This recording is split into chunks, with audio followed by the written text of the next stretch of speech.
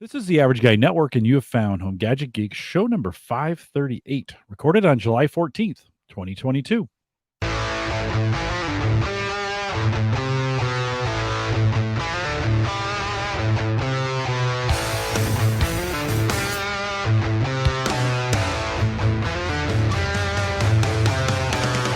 Here on Home Gadget Geeks, we cover all the favorite tech gadgets that find their way into your home. News, reviews, product updates, and conversation, all for the average tech guy.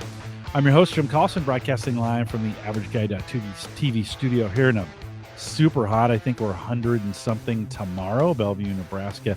Ed Sullivan's with us tonight. Ed, I know you're on the East Coast. You've got some heat coming, right? You're coming right behind us. We'll be hitting the 90s before long. It's unusual for us to see 100 out here, but I was in Las Vegas. When was that? Last weekend for the most part. It was about 111 there. But it's dry heat. Oh, it's dry heat. So it's basically fine. Air conditioning. Speaking of which, I'm going to switch mine off, even though you can't. Don't worry about it. But Ed's is fresh back from Vegas. He is the producer and host over there at the Cigar Authority, and but today we're going to talk about bikes, and Ed is kind of to talk about. Ed, how long have you been biking? So, I actually started biking after I quit cigarette smoking, which should be 34 years ago. And I sort of made a rule, okay, I can spend whatever I used to on cigarettes on bicycles. I think over the years I've spent more on bicycles than I would have spent on cigarettes, although it's probably close. Yeah. And so I started riding mountain bikes back then and have continued to ride. Different years you get different amounts of riding in because I was traveling a lot for my job back in the day. And, once I retired 5.5 years ago, I was getting good cycling in until 2019. You remember that, the whole COVID thing. And I don't know about you, Jim, it just got to be not fun. You remember at the beginning? Well, if you go out running, you got to mask up and people would yell at you.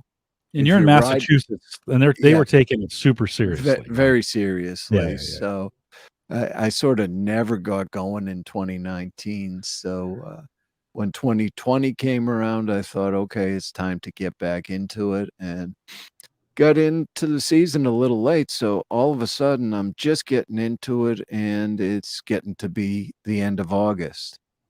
So at that point, I thought, okay, I want to carry this through this year. So I went out and had a look at the Peloton and decided, okay, I'm going to get one of these.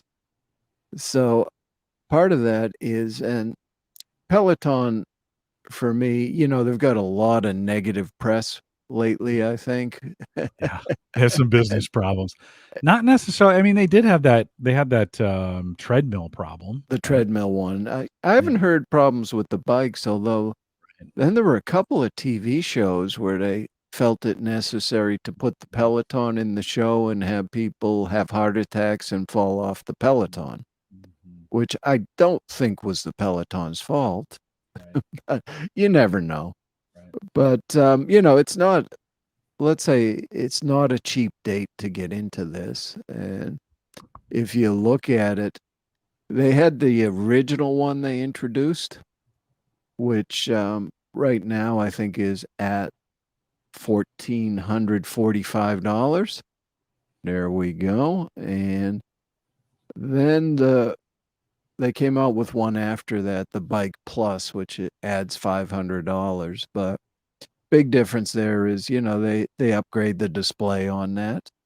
I think you get better speakers on that one, but the big difference is it automatically adjusts resistance. Right. So when the instructor says, okay, now you should be at this, you don't have to touch the thing. It just does it all for you. Is all of that worth $500? Well, to me, it was.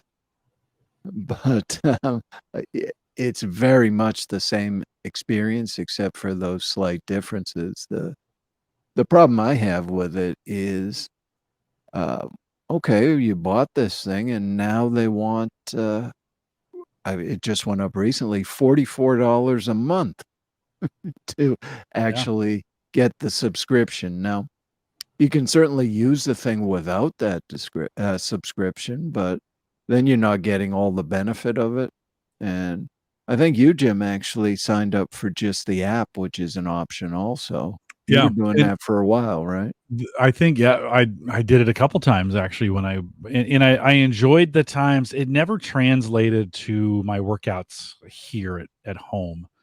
We had a stationary bike at work, not even Mhm. close to like Peloton, but I would put the put my phone up on that, had a little phone stand on it, and I would watch the workouts, and I got some pretty good workouts in just using the app, and I think that's 15, maybe 12, 15 a month to just Right. subscribe to their workouts, you know? Yeah, $12.99. And, Yeah, yeah. anyone that's ever said, "I'm going to the gym to ride the stationary bike," it's very easy to sit there and do next to nothing. Yeah, Just yeah, turning the pedals and, yeah, yeah. taking in the view at the gym. So I find it very helpful to have the structure of their workouts, and they've got a whole bunch of different kinds of workouts, but part of it is, for me, it seems expensive at 44 because it's just me. I'm the only one riding the bike, and they do offer a lot of other things. You've got the treadmill stuff. I think there's weight training, there's yoga in there, Mhm. and you can actually have the entire household with accounts. So, if you've got 3 or 4 people in the household, then the 44 doesn't seem as expensive. But, part of the reason I liked the Peloton is that they give you pretty good riding metrics, Mhm. which you wouldn't have gotten, but you may have seen them on some of the gym bikes, heart rate monitor.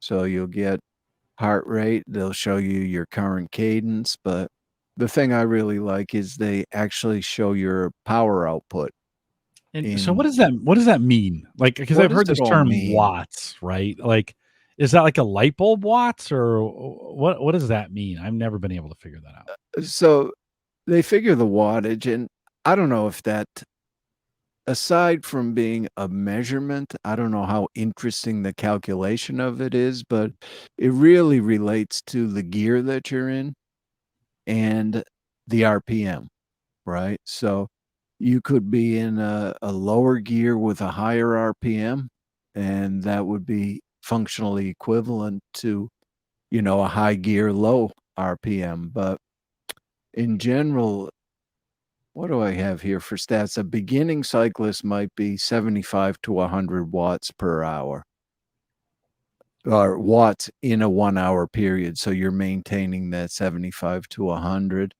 They say a fit person, will be over 100. And the Tour de France, which I know you're watching, they'll put out about 400 watts per hour for, 5 or 6 hours in a row. Those guys are crazy. That is Oh, yeah. I don't know what inspired me to watch Tour de France, but I guess I saw one of the extended, highlights of it on YouTube. Yeah. Maybe I think it was, day 2, and I started watching it, and I just said, I've never watched an entire tour. This is gonna be the year. I'm gonna catch the not the full. You can't watch the full version. Yeah. It's 5 hours. It's way too long. Mhm. But I catch the 45-minute NBC, extended highlights, I think is what they call Yeah. it. They have a highlights and then an extended highlights. And already, so we're 12 days in, and I think already, like, I'm like, "Oh, well, You're kinda hooked, kinda huh? this is kinda And interesting. Like, this is I kinda fun." I think them having the summaries at the end of the day, they'll edit it down to, what do they have? About a 5-minute version and then a 45-minute version, Yeah. so Yeah. the And 5's a little short, actually. I like that yeah. 45. You don't get any of the in the 5, you don't get any of the drama. Yesterday was quite the drama as the yellow shirt guy, Yep. he's the leader, lost his shirt. and to somebody else, and there's a whole Right. bunch of drama Now, involved. And to you're be like, clear, he's not pretty just good. riding bare chested now. He has The guy his team ripped it off. jersey. The guy just ripped the yellow shirt right off of him as he passed. And No, it's have you figured out the polka dot one yet, Jim? King of the Mountain is the polka dot, right? Green? Sprint champion or sprint Yeah, point yeah. leader, And something like white? that. Is that the overall point leader? No. No, the white is Mm, a new rider. okay. So it's sort of like Oh, the rookie shirt. the rookie of the race so far or Yeah, something like that. Yeah, yeah. well, And John's asking, whether I try to bike within a specific heart rate zone. So that is certainly a method of training that a lot of people use. I actually do more on the power training. So they sort of define 7 different power zones, which will get you into certain heart rate ranges. If you're in zone 3, zone 4 for a sustained time, then you're probably at 80% heart rate range. So the higher zones in the power training are definitely going to push you to anaerobic levels. mm, But I kind of prefer the power because it's a set measurement, right? I don't know about you, Jim, but you probably, when you're out running, when you were a runner, you remember that, Jim? it's a long time ago now, it feels like. Wasn't that long Right, ago. but Wasn't that long ago. depending on any number of gym variables, like you're tired or, Right, you right. didn't get enough sleep, you'd see it's really the same effort you're putting out for different heart rate results, right? So Mhm. the power zones don't really lie. It is what it is. And it's sort of interesting with the power zone training. I'll usually know a couple days in advance when I'm getting sick, Mm, right? Before the actual symptoms show up. And you may have noticed that too when you were running. It'd be like, wow, the heart rate's really high today. yeah, I didn't yeah. feel like I was pushing that hard. I wish I had trained to more heart rate. I didn't train with heart rate in mind. I kinda trained for distance or for comfort or for I Yeah. just didn't in those days, I never wore a heart rate monitor, and then the watches weren't we still didn't have the heart rate in the watches when I was Yeah. running, so I just And didn't pay much attention to it. the other thing that doesn't impact you when you're riding indoors is even if I ride the same route every time, and I can look at did I ride it faster this time than last time? Mhm. Well, you've got more factors on the road, especially wind, right? So I may have potentially ridden slower overall, but put out more power Mhm. for that particular effort. So Yeah. I'm a big fan of power, but the problem is not so much on the Peloton, but now when you want it on your bicycle on the road, Right. that doesn't come cheap. Well, okay, so you're not taking your so you got all this Peloton gear and data, Yep, right? I do. But then you wanna go outside, and you can't has Peloton made, like, a bike device where you could take it with you? No. Okay. So, that'd be a great business opportunity. I never thought of that Maybe till they just now. should, I know, they you need some know, help. your average bicycle going out the door of the bike shop is not going to give you any power measurement. Mhm. There's I tend to I have it right here. I tend to like having a dedicated bicycle computer, which this is the Garmin. These are not inexpensive. This one's probably, I don't know, $400, something like that. And the thing is, it sounds expensive, but it's got a lot of stuff in it, Jim. It's got GPS, it's got Wi-Fi, it's got Bluetooth, it has an altimeter in it, it's got a temperature sensor in it. So you really get a lot of data with it. And for me, I'd rather not have my phone mounted Mm, on the handlebars. mm. Why? Now, I just I don't know, maybe it's more me, Jim, than anything else. It's just always been, I'd rather have my phone available. I don't Mhm. talk a lot on my phone when I'm riding, but sometimes I do pull the phone out. And the other thing is, I don't necessarily want to use the phone battery as much. I want to make sure I still have battery in the phone. This will last 30 plus hours on a charge. Mhm. So I keep the phone separate, but if you have a phone and you don't have one of these, it's pretty easy to use your phone for the very same Yeah. purpose. Yeah. There's a ton of applications out there for cycling and riding right now.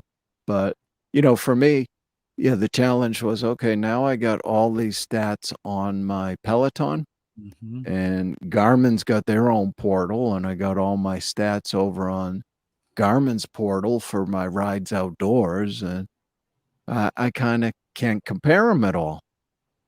So really what I looked at was a service called Strava, which I probably have a link here that I can share. It may not let you share it. I'll grab it and Mm, throw it in yeah, let me the find chat. it. But Strava is actually, uh, they have a web portal as well as an application that runs on iPhone and on Android. Let's see. This one sounds promising. Dashboard, Strava. Let's try this one. So Strava's actually got a pretty well-defined API, which is probably why there are more integrations with this than anything else. So I could actually go right over to the Peloton and tell it to send the data to Strava at the completion of a workout. And you can see I've been riding indoors more lately, had some rain. Or I can do the same thing with Garmin. So you can see this is one of the Peloton workouts with your favorite, Jim, Dennis Morton. I like Dennis. Dennis Dennis the is Menace. crazy. He is crazy. And then I've got this one that came from the Garmin, and you get the whole route. This was just an out and back to Concord Center, and they'll give you all kinds of stats. That one was 135 watts average for that ride. They give you, calories burned, all kinds of stuff. So the Garmin's not connected to the bike like you would expect. The Peloton kinda is monitoring the cranks and cycle times and stuff like that. Yeah, So when you're getting Garmin watts, are they calculating that based on, like, the data that they have available right. from a So, no, you've got to buy a power meter, Jim. alright, okay, And yeah, okay, there we the go. one I've got is Yeah, sort of old school. Back in the old days, it was all of the electronics of it were incorporated into the hub in the wheel. mhm. So you'd have to go buy a hub, have somebody build you a bicycle wheel, and mine Around is, the hub, right? yeah. So it was not a cheap proposition. You'd be into that for over $1,000 by the time you were done with that. And at that time, that stuff was all, you remember Ant Plus Mhm, protocol, right? That mhm, that was a big one with cycling and sports. And I think it was pretty valid at one point, even when Bluetooth was out. Bluetooth was certainly flakier back in the day, mhm. but now it just makes a lot of sense for people to buy Bluetooth gear. So if you decide, okay, I'm going iPhone, you can just get a Bluetooth heart rate monitor, and the iPhone app will pick that up. They also integrate with Bluetooth power meters, and The other option is a cadence sensor. Most of the power meters can calculate cadence, but if you want, okay, how fast am I pedaling? Then you can spend less money and just get a cadence sensor that'll integrate with these things as well. Yeah, John wants to know if the Garmin has sensors that attach to the crank and another to the front fork. The way I've got mine set up right now is the power meter is in the hub on mine. So that gives me both power and cadence. It can figure out the cadence based The on hub, it's the that. pedals. Is that where the pedals are? Is that the hub? Is that what you? No, Is that this is the hub in the wheel, in the wheel, in the back wheel? in the back wheel. Okay. Yep. Okay. But Okay. nowadays they're making some that they're actually integrated into the pedals, right? So you could buy a pair of power meter pedals. Now, Garmin's power meter pedals are, I think, about $1,200. Oh yeah. Hopefully they come So with toe clips and the shoes that you need, and they massage your none of feet. that. No. None of that. There's an interesting company that makes for Shimano road pedals. They actually make a replacement spindle, right? So the spindle in the pedal, you replace them with the power meter spindles, Okay. and those will give you the same functionality, which is helpful for somebody that's got multiple bicycles. Because you could just, okay, you got to pop the pedals off, but with a pedal wrench, that's pretty easy to do. Brian's got a good point. The bike accessories can quickly cost more than the bike several times over. Yeah, the thing about that, Brian, is that the people who are spending this kind of money on the accessories already spent a fortune on the bicycle. So I've got a custom built titanium bike that I bought. It's probably going on 15 years ago, but at the time, just that frame was, as I recall, about $6,000. Mm. That's Mm. just the frame, right? Yeah. And Yeah. then Yeah. all of a sudden, when you're starting with that and adding, all the components to that, that one even, 15 years ago came out over $10,000 for that bicycle. So Mhm. unless you're really into it, I don't think you even go the power meter route for somebody who's just getting into this. Most of most folks, if you want to do that, just go with heart rate zone training if you want to track progress on it, and that's a lot simpler. You don't need all these fancy sensors. Mhm. But for me, this is my major hobby. Yeah, a little bit more than a huffy. Yeah, because Jim hopes to get a bike that powers itself for Yeah, we'll talk about that at the end. yeah, We'll save that till the end. I for had a about the price of the power meter spindles. Yeah. Yeah. Well, it's worth the question. The question I think is worth asking. So we'll kind of talk about that towards the end. So Ed, you've got all this data coming in, um, and it's all coming in to Strava. Do you spend you do you s- do you obsess much about your data at all, or I is it just used to really obsess about it, and now it's sort of more just check in from time to time. How are we doing? Because you'll see from the time you start the cycling season, especially with a winter off in New England, until you get to the end of the season, you'll see, remarkable improvement in the average power. Back when I was riding more steadily, I would normally on a ride be closer to 200 watts of power. Of course, then again, I was younger too, right? So right? part of it is you get to a certain age And it's probably not healthy to obsess too much over these stats because you're never going to match what you did in the past, So it's sort of like let's just get a base at the beginning of the season, whatever that is, which is way less than it used to be, Yeah. but just build from where you're at. Or you don't see as fast of improvements. I mean, you can improve.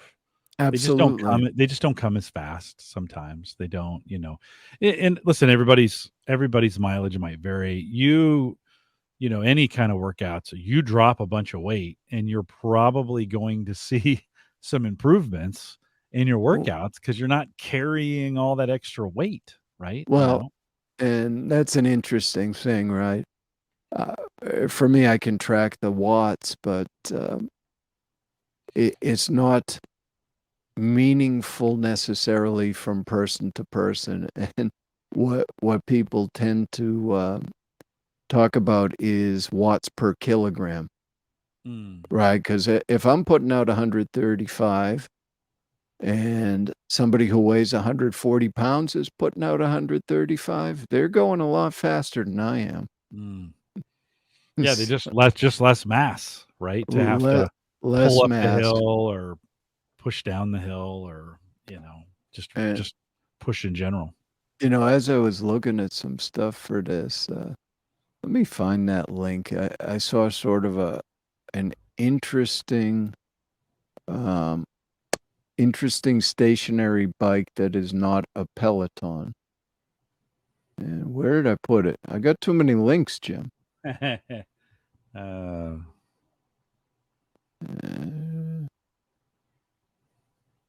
John yeah, says less muscle to generate power. Well, yeah, true. Muscle does weigh more. There's just weird time as if you're overweight and you're losing weight, and if you're working out and putting on muscle mass, yeah. muscle weighs more than fat, and so there'll be this time where you'll plateau, right? Well, now here's a stationary bike that you attach your power pack to it and actually charge that so you can charge your devices. So you're not wasting all the power Yeah, yeah. pedaling that bike. And It's a good idea. I think somebody in here It refers to takes it a as lot of human effort to generate power. Like we always kind of think like man, when I'm riding my bike, if I could just be charging something, and you're like, yeah, the human doesn't actually do a very good job of being a good generation of power by itself. We're just not heavy enough. We don't have enough push or enough thrust. yeah. So in this kind of situation, yeah, you're going to charge a battery. You're not going to charge it a lot. All right. Like, So here's what they're saying in here, Jim.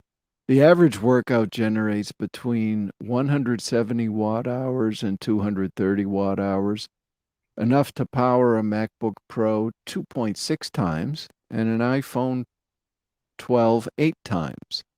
So, I mean, that's not bad. Get on in the that's not, yeah, morning, yeah. but I don't know if it's worth $2,250 for this. So that, Well, and you're not gonna power your oven or your air conditioner or, like, those phones and laptops now are yeah, pretty efficient, right? But, they um are, and a lot of back in the day, one of the problems used to be with all the bike gear, the lights, and all of that stuff. It was all battery powered. Mhm, And the LEDs weren't very good. A lot of the light manufacturers were using halogens. mhm. So you'd have to lug around a lot of batteries, but Big old no, D no, what's big old 9 volt, the yeah, big square ones. throw a car battery on the back. You just added a couple pounds. But a lot of the lighting technology, it for all lighting technology, but especially on the bikes, is just a lot better than it used to be. Yeah, yeah. Well, Brighter. lighting is more efficient, right? Oh yeah. Materials are lighter, clothing is better. I mean, just shoes alone, in being able to get a vented pair of shoes that are strong and yet Yeah. allow air to come in, right? Just the gear that you wear, as well as the gloves, the nutrition, Yep. all that stuff is so much better. Well, Tour de France. I don't remember the number anymore, but at one point they actually had a minimum bike weight. And I think this was meant for safety reasons, right? Don't try to make it so light you're going to get yourself killed doing this. But the technology got so good and the parts got so light that people were not making the minimum weight with the bike. Mm. So I remember at one tour, they were adding weights to the bike. And that was sort of missing the intent of the rule. Right. Just put some lead Right. weights on there. Yeah. Yeah. Let's make it super light and then we'll make it heavy again. And John's asking you, how do you hydrate? What's your strategy, both Yeah. inside and out? Yeah. So hydration, that was always my favorite company slogan was Camelback. Do you remember their slogan? Hydrate or die. And I thought, okay, well, that about sums it up. Uh, you know, always the hydration strategy is drink before you're thirsty. So what does that mean in real terms? I think the large water bottles now on the bike are 24 ounce or something like that. So if I'm out on a hot day, it's a minimum for me of one bottle per hour. And it's one of those things where the toughest thing for me is to remember to do that. Right. Right. So I always, at the top of any hill, no matter how small, I just decide, okay, I'm going to have a drink. And that's sort of the trigger to keep me drinking. For now, on an hour ride, John, I'm drinking water. Way back in the day, though, I used to do some ultra distance events.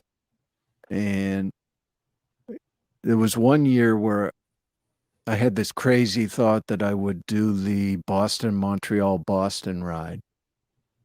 And it's exactly what it sounds like, Jim. You ride up to Boston or Montreal and you turn around and ride back. And that's a 1,200-kilometer ride with a time limit of 90 hours. So that one had a whole different strategy, right? Because you had to have a nutrition strategy as well as a hydration strategy. But I don't tend to lately ride more than a couple of hours at a time. So the two big bottles on the bike will do it for me. And, with the Peloton indoors, well, there's only virtual hills, which isn't as good a trigger for me. So I just try to make sure that I'm getting some water into the body every 5 minutes or so anyway. But, back in the day, I did, if you're riding long distances, sometimes I found the Gatorade to be a little bit much to be drinking a whole ton of it. So I usually just diluted the Gatorade. And, other than that, the problem on the long ones, the longest I ever did in the qualification rides after I did a 300-kilometer ride where it was 96 degrees in the heat of the day, I decided, yeah, this long distance stuff is not for me. This is really, I was riding with my brother too, who weighs 140 pounds. So he'd float up what I didn't realize is that these qualifier rides, this is for Boston, Montreal, Boston. So they looked for every hill they could find on the 300 kilometers, and he'd float up the hill like a butterfly. Yeah, I was working a lot harder than him to get up those hills.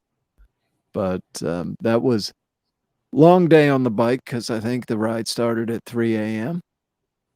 So you had to have lights, and at that time, yeah, the LEDs weren't available. So I was riding with a dyno hub, which generates power. So this was a front hub that generates power to power a halogen light as well as a rear light. it's taken a little bit of, I mean, to do that, it's taking not much, but it is taking some of your effort, some of your momentum Sure. away Yeah, from you. there's some loss of efficiency in Yeah. that.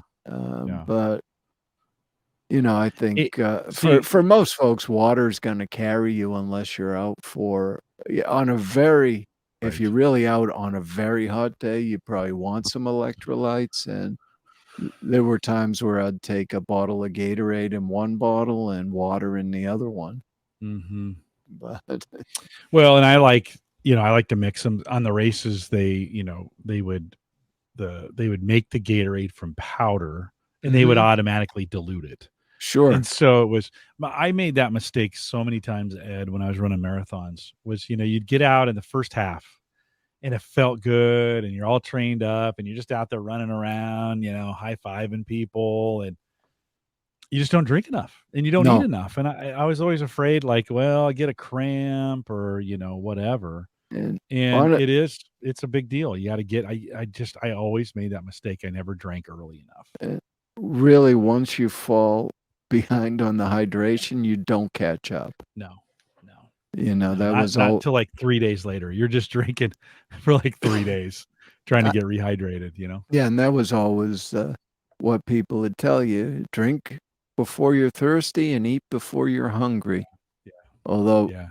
for me, I don't know, you probably didn't have a lot of eating to do on the long runs, but You'd want to consume quite a few on a marathon. You want to get quite a few calories in before, you'll bonk pretty hard at 20 if you're not. And that I yeah, always did because I never, I'd have shot blocks and some of those kinds of things and then in most of the marathons, they'd have stops, not stops, but they'd have yeah, people along the way with stuff.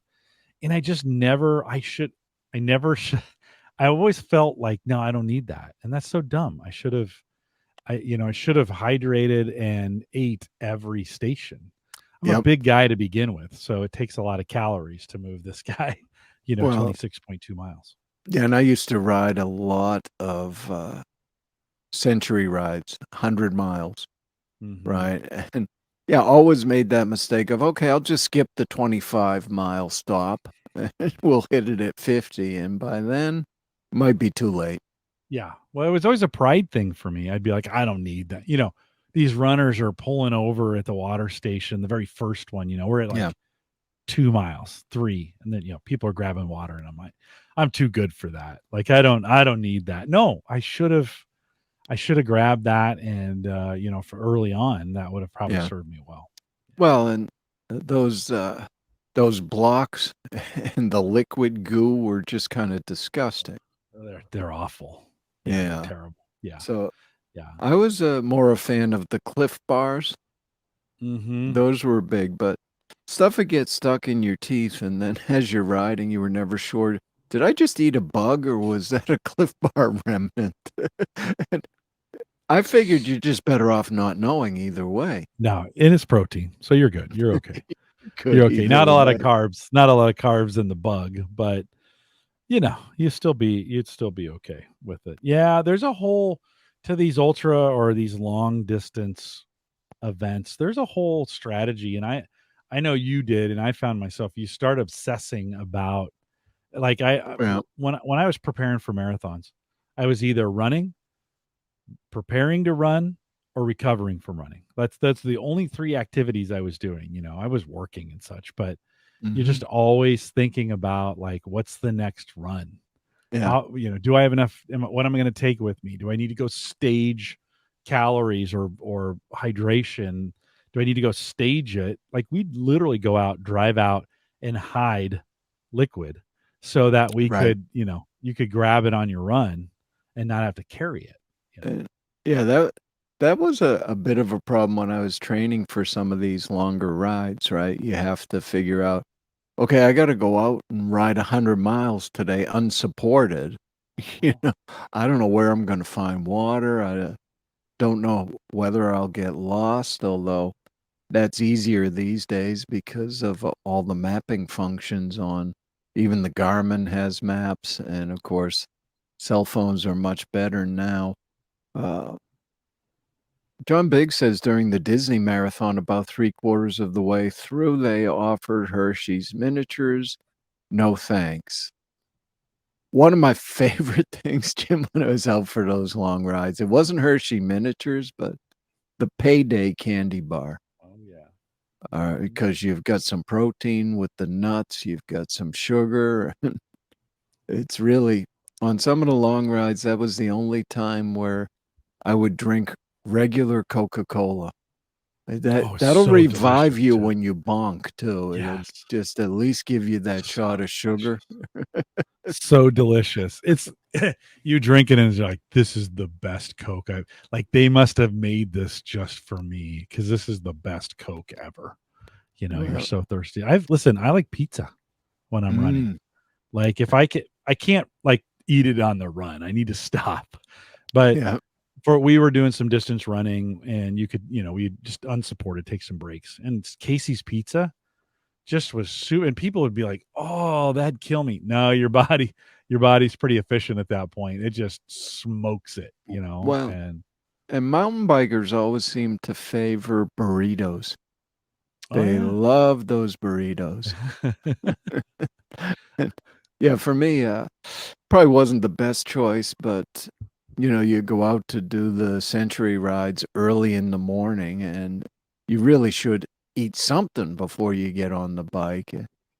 My meal of choice was two sausage egg McMuffins Mhm. just on the way to the ride. Yeah, yeah. Uh, No, right on. That'd carry me for a while because it's a longish day. Even if you're riding a century, you got to ride to finish in 5 hours. You got to ride 20 miles an hour with no stops. So when you factor it Right, from there, it's going to right. be, even if you're moving along somewhere between 5 and 6 hours of sustained effort. Yeah. So, Listen, you get ultra athletes or just any athletes that go, anything more than a 10K, and it always defaults to calories and hydration yeah. for whatever reason. I think we could spend all show talking about that. I want to ask other tech that you have found helpful. If you think about, just your kind of your average writer, anything in that other stuff you found helpful tech wise? Yeah. I mean, I don't know if this one is helpful or just a little over the top, but my brother rides quite a bit, and he told me this one is a must have. Let's see if I can find it. It's what happens when you got 2 dozen links. Well, you prepared well for the show. That's the I'm gonna spin it as you did a lot of preparation. Well, part of it is I had them all lined up in the order you intend to go in, but Yeah, then yeah. you No, kinda we meander moved a around. little Yeah, bit. yeah, yeah, yeah. Throw Ah, that up on share the screen, and I'll toss it up there. now, this is an interesting piece of tech from Garmin. Uh, it's radar with a built-in tail light and also a camera. Hmm. So, you'd mount this on the back of the seat post.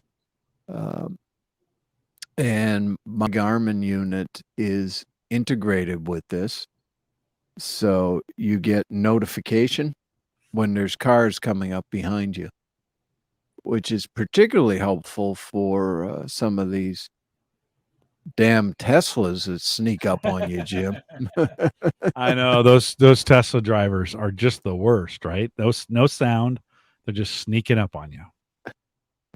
And I mean, really, depending on the speed, you should be able to hear tire noises from any car. But some folks seem to insist on wearing headphones when they're riding a bicycle, which It's I would crazy. It's never in crazy. my life do. No, it's crazy. Yes. What's the name of this unit? This is called Varia. It's made by Garmin. And, I've seen other ones that are kind of interesting for night riding where they'll actually project a line on the road Mm, mm. for the drivers. But, um, having ridden a lot at night in some of these long distance events, I find that most drivers tend to give you more space at night than they do during the day. Okay. As long as you're well lit, Mm-hmm. they sort of come up on you and think, oh my gosh, what the heck is that? And they'll Mm-hmm. tend to slow down and give you a wider berth. Whereas during the day, they might buzz by you a foot from your pedal on the roadside of it. So, When you think about being lit in the sense of your bike being lit, yeah, are flashing strobes better than just a solid light on or a reflector? Is there any thought on that of what's better? I think the flashing strobes are a mixed bag for me. You know, they're going to get somebody's attention, but they are also likely to be more annoying Mm-hmm. to a driver. I mean, if you're on a dark road, they're going to see a solid light anyway. But I have noticed some folks use them daylight time too, Mm-hmm. and the flash is still noticeable. And you've been out in my neighborhood. You go from sun to shade to trees, so sometimes you'll definitely notice a rider who's way up ahead in the shade Mm-hmm. much sooner if they're running a flashing light on the back. So the other thing too is one thing that can be helpful is some kind of side lighting. Doesn't have to be flashing, maybe something passive. So when I rode a lot at night, I would tend to put some reflective tape, even on the wheel rim or something, just so that if you're being lit from the side by an Mm-hmm. oncoming car, at least it's more discernible. See, getting T-boned is just as painful as getting hit from it behind, it right? absolutely is. And for me, the worry was yeah, Justin sort of agrees. He doesn't like the flashing. It's harder to tell distance with the Mhm. flashing, I think, in some Yeah. regards, and Eh, it may for some drivers may confuse them. no, and honestly, these LEDs are bright enough. If Yeah, you're just running a fixed red LED in the back at night, you're still gonna be visible from a very long distance. And yeah. the other thing too is, if you're riding well, I suppose at dusk, you may only have, the light in the back, but if you're riding with a front light as well, I mean, a driver, even from a distance, is gonna see the light in the back as well as the fact that you're lighting the road with your front light as well. Mm, mhm. So, overall, yeah, I feel like drivers give me more space at night with lights on. 'Kay, 'kay. However, then you gotta start worrying, "Okay, well, have they been out to the bar tonight or" Yeah, Friday night's probably not a great night to be out biking in the dark. No, and over the years, it's become way more of a concern with me, with distracted drivers. You know, people who are busy looking at their texts are not noticing whether Right. you have a solid light or a flashing light. Yeah, no. What about gearing? So, I think way back to my Schwinn 10 speeds when Yeah. you had the gears down on the frame, and then those they got moved up to the top of the frame, right? And shifters have certainly taken on a whole new. I mean, there's just so much technology in those now. Do you prefer to go manual, or do you like? I know there's some auto shift stuff that'll just do it Yeah, for you. I don't think anybody has perfected the auto shift yet, although on my primary bike, I have moved to electronic shifting. So how So how's that different? so there's a motor in the derailleurs, and so really you're just clicking a Ah, button. It's gotcha, not gotcha, mechanical gotcha. at that level. It just sends a signal down to the motor to change the gear, and that works much faster. It's more precision, but it's expensive, Yeah, as with anything bike related. yeah.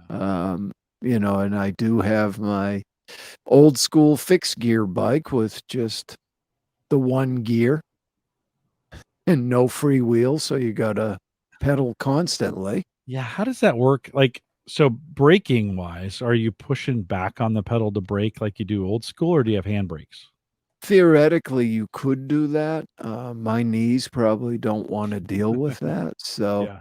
I actually have handbrake is the standard mechanical brakes, Hmm. although I don't have disc brakes. That's a big technology thing on bicycles now is going to a disc brake.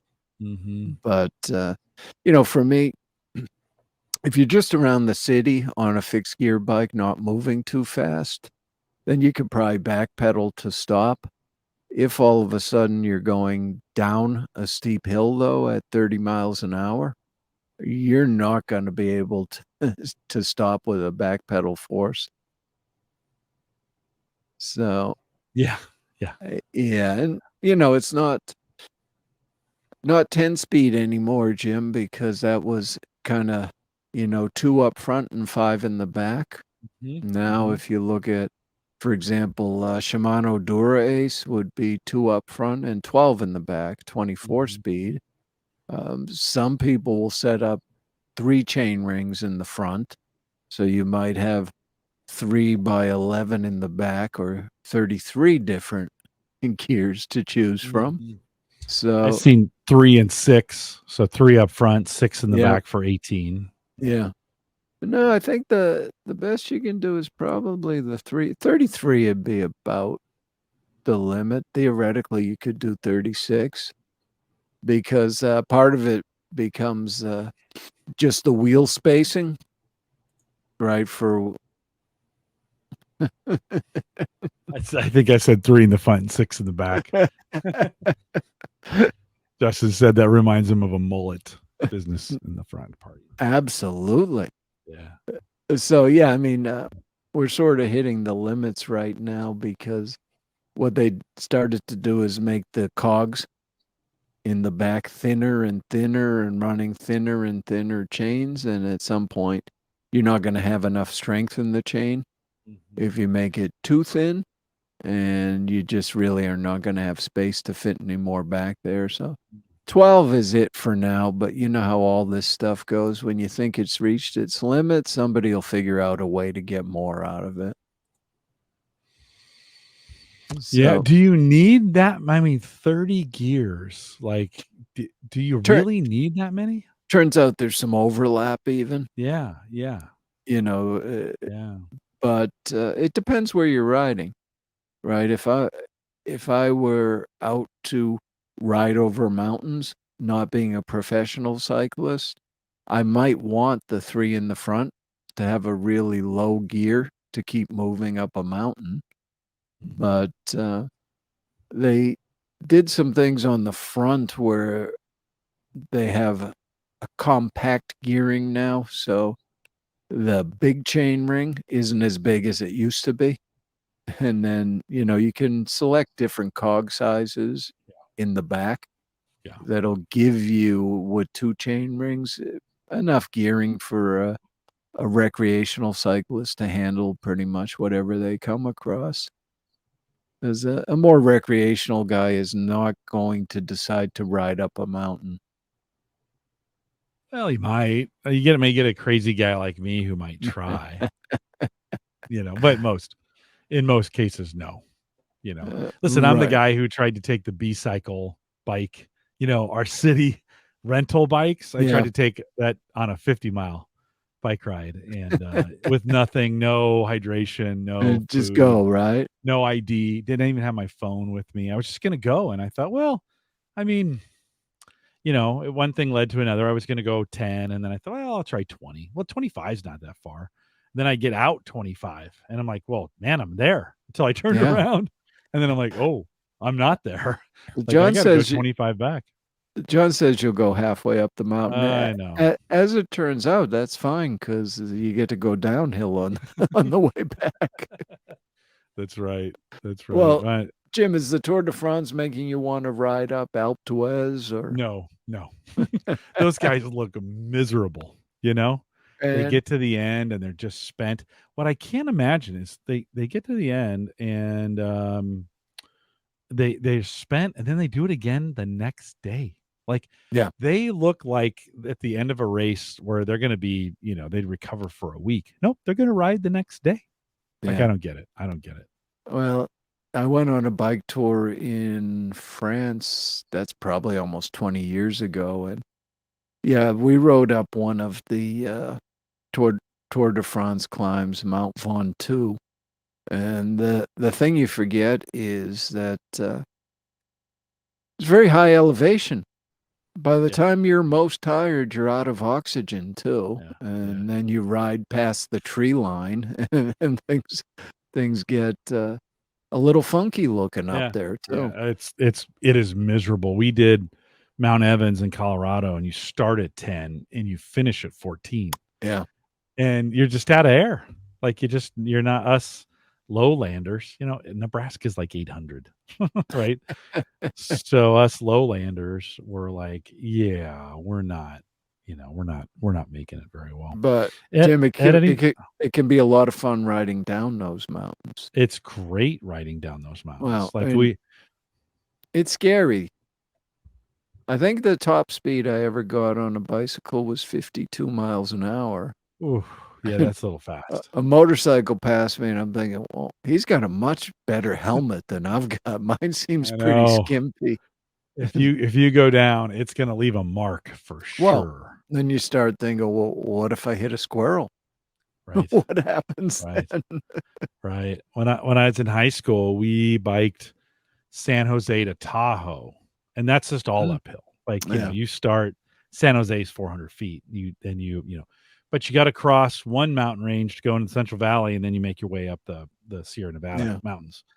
And that first day, we went San Jose to Stockton, which is about 100 miles. And so it's a Mm, 100-mile day. You climb all morning. So it's even more than that. You climb till about 2, right? yep, Because it's just climbing, climbing, climbing. And then the ride into Stockton is like 10 minutes because it is literally all downhill. And you just fly and you're like, man, I just did 40 miles in an hour. Because, yeah, yeah. you're going 40 miles an hour. It's pretty great. Did you ever find, though, going up a mountain, depending on the contour of the mountain, Yeah. sometimes you'll lose elevation, and that made me inordinately angry. It's like, Yeah. I've just been going, why are you making me go down at all? I'm just trying to Exactly. get up to the top. Exactly. Yeah. Evans had a half mile or three-quarters of a mile downhill. And yeah, you're like, oh, it Why? seemed like it would be great. And then you're like, no, I know I'm going to have to pay for that Well, you got to do it twice effectively. on the backside. John Biggs says I did 55 miles per hour when I was 14, right after I got my first speedometer on a tar and chip road in front of my house. No helmet, no pads. Then he says, I'd never do anything like that again. No. No, The other no, problem with the mountains is when you're coming down, they tend to have some pretty sharp turns. right. So Which you isn't bad when you're going up. Like when you're no, that's climbing fine. them, The you're switchbacks like, going up are yeah, you're like, fine. this is great. Then on the way down, you're like, Ooh, yeah. scary. You're putting the brakes on to slow that thing down. Yeah, I've had some scary. When I was doing this ride, San Jose to Tahoe during high school. I had a couple riders who had been practicing for this, and then they were like, "This is the crazy thing when you're a teenager." These guys had been, they were probably in their 30s. They had been Yeah. training for this thing for like 3 months, and then I was like, "Can I ride with you?" And I did a century. No, I just on a like somebody loaned me a bike, and it was Yeah, a pretty here. good bike. Yeah. But I got on. I didn't think about nutrition or No. hydration. I just rode for 100 miles. And you're like, I did that in a day. I didn't ride the next day, and they did. Right. That's the Yeah. difference. Is I sat in the van the next day as they climbed and climbed and climbed to Tahoe. Yeah. I Yeah. mean, on some of the bike tours, that was the hardest thing that I did is, you ride 120 miles and then you got to get up the next day and ride another Mhm. 100. That was tough. It'd take about 30 miles in before you felt like, okay, everything's moving right again. Yeah, But that first morning back on, you're like, what? you're in your brain. You're like, Yeah. what was I thinking? What was I thinking on this one? Well, Ed, before I ask you about this e-bike, Oh boy. anything else that that we might have missed in there that you Uh, think as we think a- about bike a- tech? Anybody considering cycling should have a look at a helmet. Yeah. And the technology's come a long way with helmets too. Again, all price points. I think the most recent one I bought was maybe a $300 one, but it looks like it's more vents than it is helmet. Hmm. And a lot of that is just recuperating their research and development costs on. So what you'll find is, last year's great helmet, will drop $100 and be second in the lineup. So there's a lot of good options out there, and they're much better ventilated than they used to be. Yeah. Well, and are you a gloves guy? Do you like to have gloves on when you're Always, riding? always Okay. gloves. Yeah. It gives you a little bit of padding, and it depends on where you're riding, but some of the terrain gets kind of rough. So yeah, and always cycling shoes for me clipped in, but it's not 100% necessary. I And bought the retro ones that fit your tennis shoes. So yeah, like, that and those I wouldn't clip in, but I would put those in, and that always was good enough for what I was doing. yeah, I think it is good enough. People who go to, you know, oddly, those are called the clipless pedals, even though you Right. clip in. Yeah. But Yeah. that's just because on the old ones they had metal Yeah. clips, Yeah. Yep. to hold your foot on the Yep. pedal. Yep. And people who first go clipless always tip over.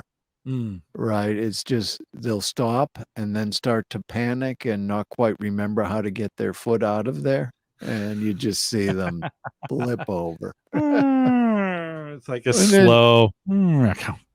then as long as they didn't break anything, you can start laughing at them at that point. Yeah. Well, you got to turn on the clips, right? Yeah, You got to turn your heel foot. in or out, Yeah. usually out Yeah. makes more sense to Yeah. me, Right. Yeah. but Yeah. and yeah, so just like anything else, it becomes second nature, but first few times can be scary.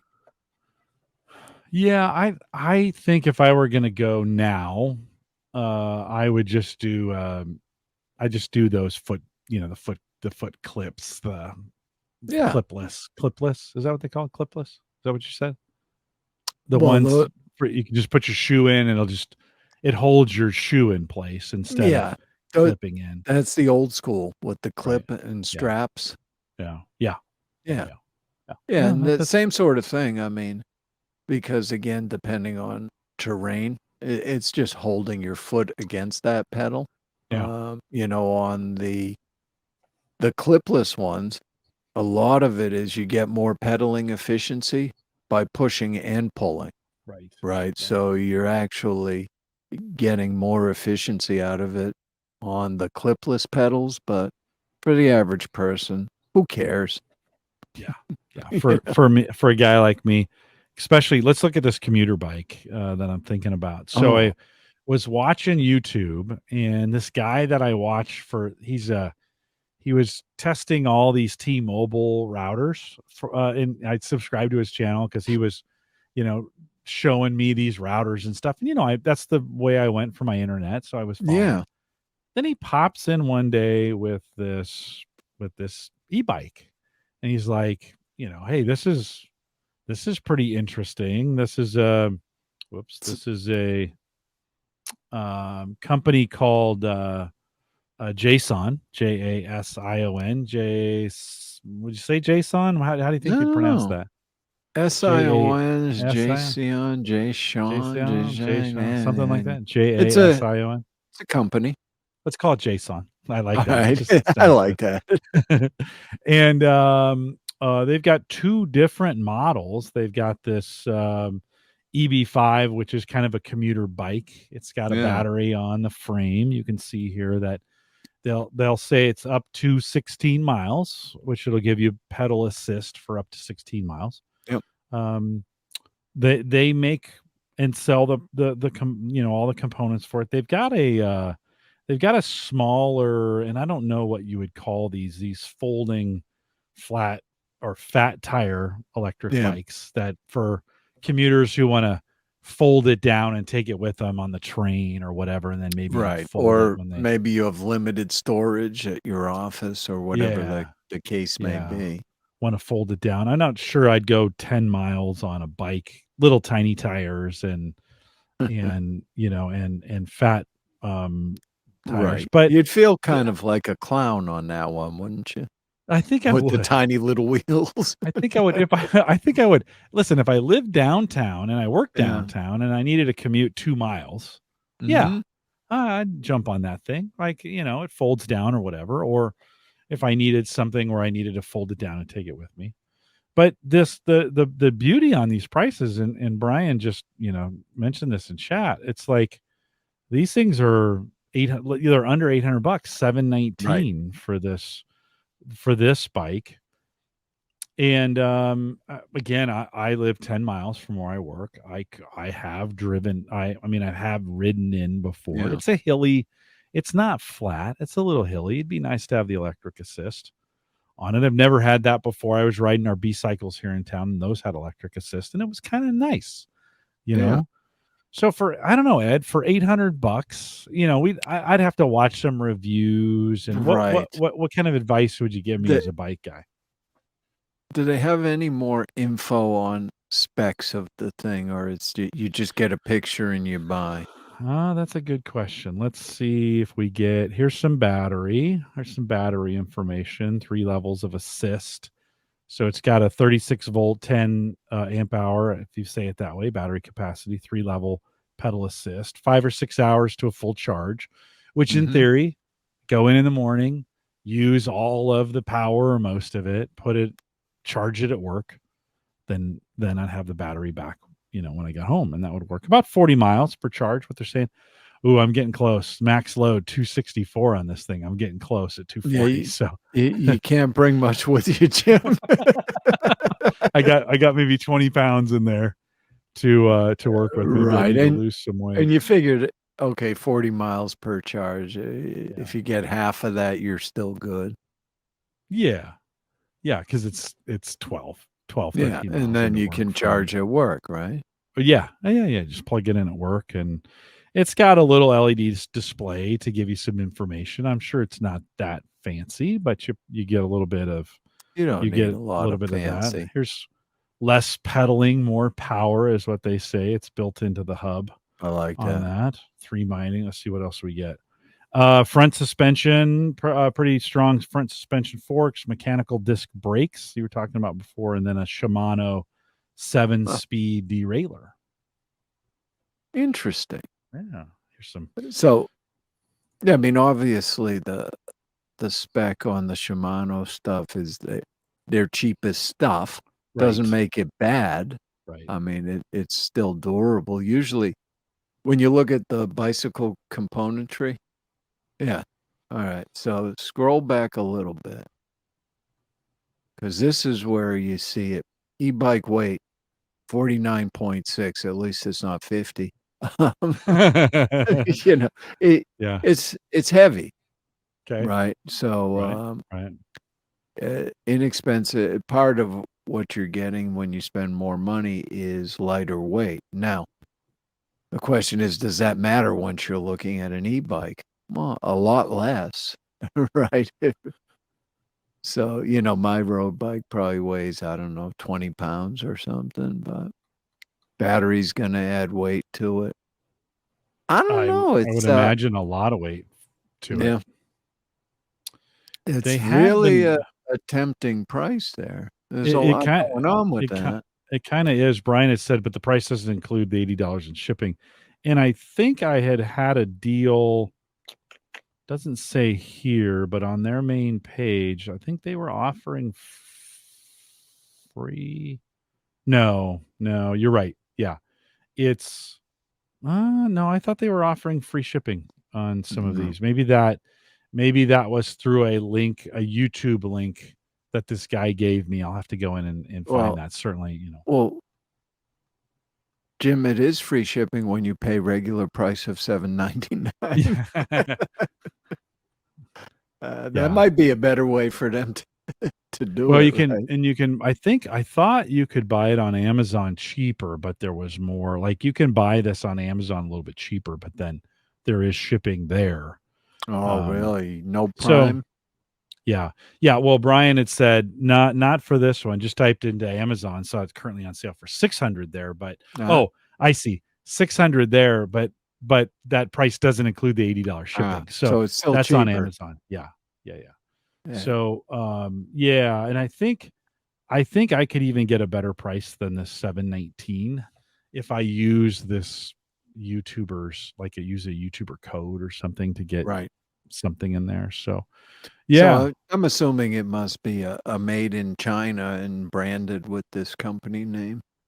you would think, wouldn't Yeah, you? I Wouldn't you? would guess. Yeah, yeah. Well, I w- I'm gonna put the name of it in the show notes. Maybe I should ping him and say, "Hey, I talked about this. you ought to Love to send me review one it." to. You're going to become a reviewer now.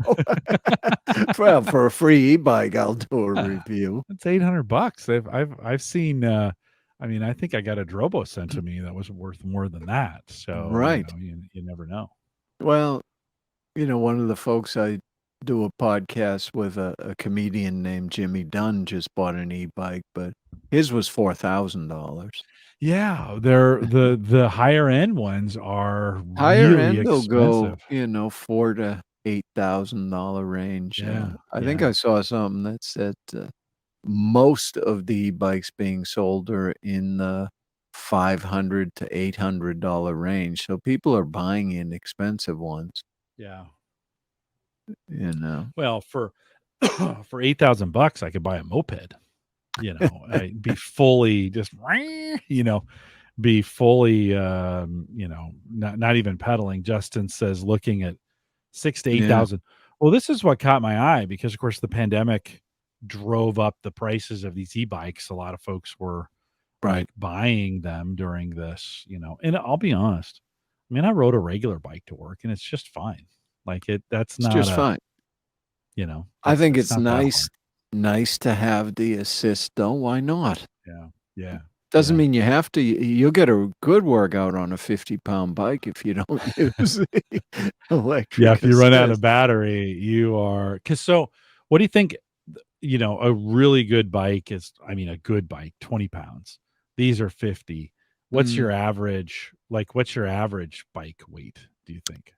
I would guess, if you're spending for a road bike to get you to a quality bike, it's really running you $1,000, and Yeah, but that's what about no. weight? What's the weight on that bike? So in that $1,000 range, I bet Yeah. it's 27, 28 Okay. pounds.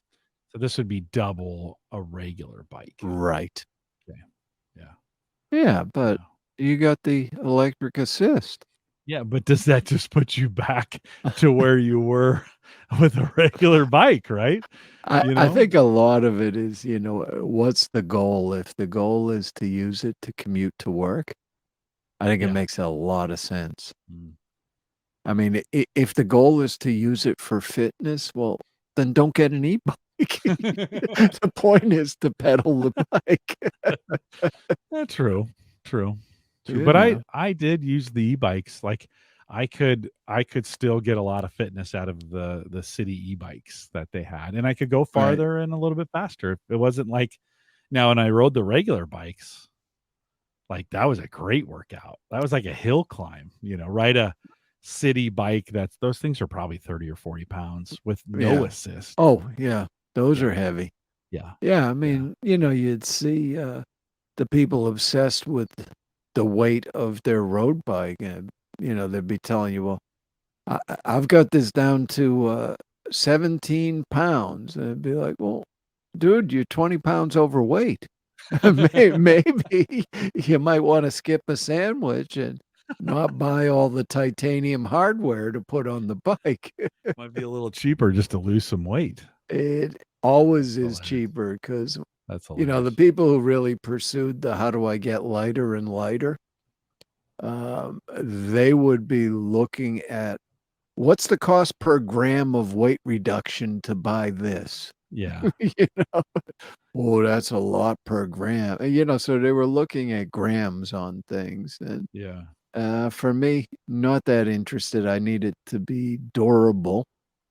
And if it's lightweight and durable, that's ideal. Mm-hmm. Titanium Well, is cool, Justin says, and I agree. That's why I have a titanium frame. But but it's isn't sort of carbon interesting. fiber the cool thing now? Yeah, titanium has fallen out of favor.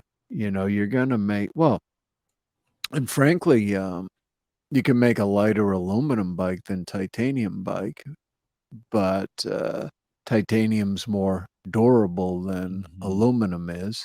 Mm-hmm. And more fixable. If you end up denting something, you can go in and fix it. But yeah, I mean, carbon fiber is going to get you a lighter bike.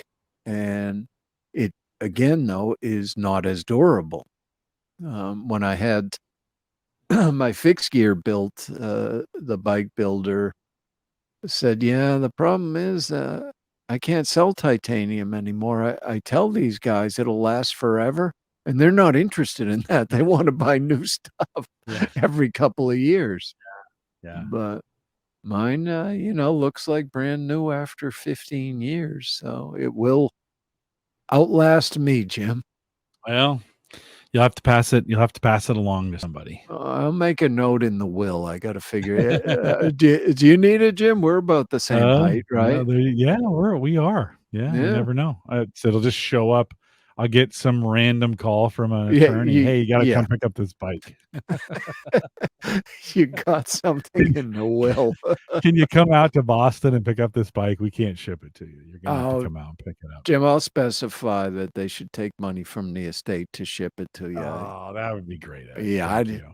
listen, there's no point in giving people things when it comes with some effort on your part I to know. Well, actually. maybe it's like I do a Boston to Omaha, Oh, just ride in your I'll say in your name.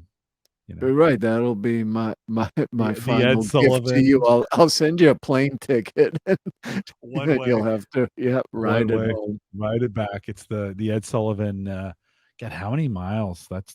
I mean, I drove it, so it's 2 full days going full speed. Yeah. Omaha. Hold on, we'll see. Omaha. You think you can make it? It'd be a couple weeks. It Uh, would be a couple. Well, they give me airline. 1,400 miles. uh, Justin says it needs to be loaded with cigars. Yeah, if it could have a cigar attachment on the front that would actually hold my cigar while I'm biking, and then maybe a saddle for the back where I could put a How about humidor. a rack, and we'll put this travel humidor just on the back of the bike.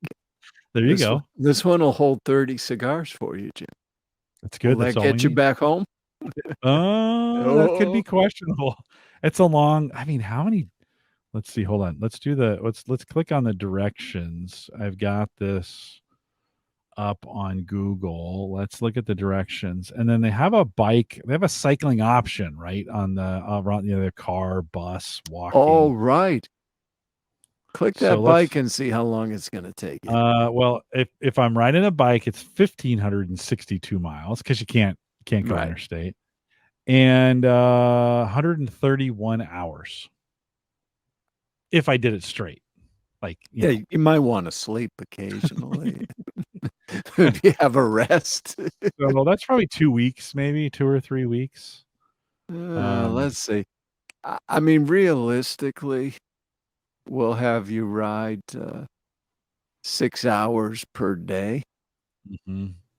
and you probably still want a rest day. So it's going to take you a while, Jim. It's gonna be 3 weeks to pick up the bike, 3 or 4 weeks maybe. And Brian, yeah, Ed is in the Boston area. I'm actually right next to historic Concord, Mass. My My normal bike ride takes me by that Old North Bridge. So, in fact, it was one time it was on Patriots Day, and I was riding my bike through Concord Center, and they do all these reenactments on the holidays. Mm-hmm. I almost got bayoneted by a redcoat who was busy looking at his phone. He's just looking at his phone with a bayonet sticking out into the road. And I thought, okay, holidays are not the best time to ride in Concord. No, especially with redcoats. The Especially with redcoats, they redcoats. come out. They sure do. The Boston ride would take me through Western Mass, which is beautiful. I did that, but Gorgeous. A lot of pretty hills in the pretty hilly, Berkshires. Yeah. very hilly back in there through Albany, and then you head up through Rome and come down to Syracuse, out through Rochester and into Buffalo, and then all the way down Lake Erie to Cleveland. I'd probably have to stay with some family down there, and then out across Ohio. You know, you pretty much go through Ohio, just south of Toledo, straight across into Chicago, and then right across through Des Moines and in Omaha. So there you go. There's your 1,562 miles, all for a free bike. And Brian says his brother-in-law just moved to Woburn. And that is not Woburn, it's Woburn. Ooh. Woburn. Ooh. And Jim, our friend Chef Charlie's opening a new restaurant in Woburn. Oh, nice. Yeah, Brian will have to check that out when he's visiting. Yeah, you got to go see Chef for sure. You don't ask him about me. He doesn't have a high opinion of me because I don't know, Jim. You probably don't want to be saying what you did. It was a sin. It was. I do it differently. If I was at, I'd do it. If I had a second chance at it, you'd do it differently. I do it differently. We might give you another chance one day, Jim. Yeah, maybe someday. You got to earn it. I'll have to. This time, I'll have to buy it. So it'll be. Right. Then when you can I come do whatever out, you want. It'll be on me. Yeah, but no, I can't. I still got to finish it. Maybe that's. Yeah. So, well, good enough. Ed, anything else before I wrap it up here? No, I think we've said everything and more than needs to be said about cycling for a crowd that may not care. They probably don't. Oh, but we've made them they are the bike authority at this point, right? That's the truth. Well, thanks for coming out and joining me. Some good conversation around. I do find. I mean, again, it got me. I was looking at this bike, not thinking about us having this conversation, but I think it's one of those things. You know, I'm sure there's a lot of folks, and I really need to get back on the road with something. I need to. I've been walking every day, which has been good, but I'd like to get back into some more. Yeah, for me, it's all exercise, so I'm not looking to electrify yet. Right, but it looks like there are just a mind-boggling number of choices out there in e-bikes. Yeah. And they're pretty expensive, and I'm sure they're not going to get any cheaper. No, there was talk if they ever got the rebates back in for cars, there was talk of adding rebates for e-bikes too. Oh. Mm-hmm. There was talk. Yeah, don't wait. I don't think it's ever going to happen. You're probably right. You're probably right. Well, thanks for coming out tonight. Hang tight with me here for 1 second. If you want to join us in the Discord group, a lot of the conversation we'll just take into Discord if you want to do it there. Of course, it was just Prime Day and there was tons of deals going on and they all got posted to the Discord group. So you want to join us over there, theaverageguy.tv/Discord. If you want to leave a message for the show, you can send that to me or record it at homegadgetgeeks.com. There's a little blue recording button over there and leave us a message. Send me an email too. After you leave that message, just send me an email, jim@theaverageguy.tv, to let me know you've done that. And or if you got any feedback on the show, you want to harass Ed or you got some kind of counterpoint, Ed always appreciates, some spirited dialogue. Sure.